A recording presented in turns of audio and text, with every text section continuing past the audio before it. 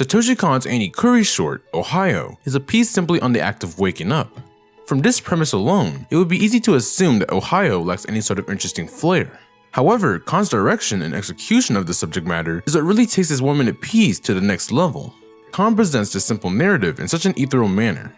The state of wide awakeness is personified as a phantom that lags behind and proceeds to repeat the actions of the main character.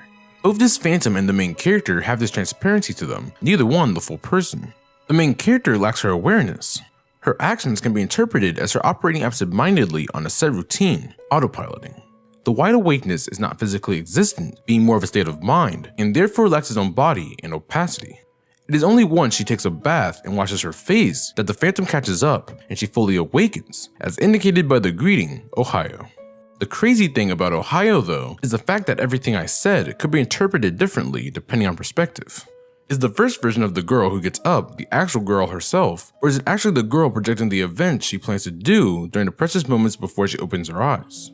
We are made aware to the room's delicate atmosphere, as well as the alcohol in the room, but we don't know the circumstances around it outside of being the morning after her birthday. We have no idea how old the girl is at all, or if it's her first time drinking. She, or her pre-waking phantom, winces as if she has a headache.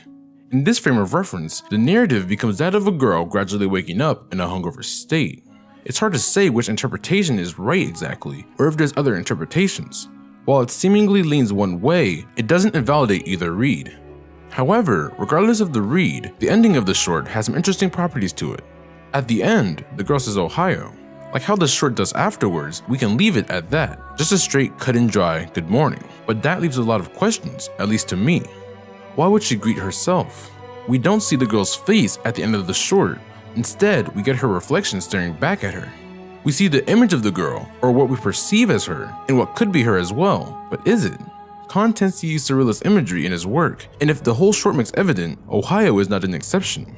It might not be a stretch to say that the reflection at the end is that state of wide awakeness talking, greeting her as a second entity in and of itself. Even in this simple moment in this 1-minute short, Kon packs a lot of thought. That said, he still delivers it in a way that they can fulfill the role of a pure spectacle as well. Kon's simple concept still allows for all sorts of breakdown to occur, and this is part of what makes Ohayo, and by extension Kon's work, so interesting to watch. Even in a single dim, messy apartment like this, there's so much to unpack. It took me multiple watches, multiple moments pondering, and late night contemplation to get what I got here, and even then I wonder if what I delivered exaggerates or misses the point. That, however, excites me, and it makes me hope that my sense of understanding and wide awakeness trails me and will one day catch up and complete me.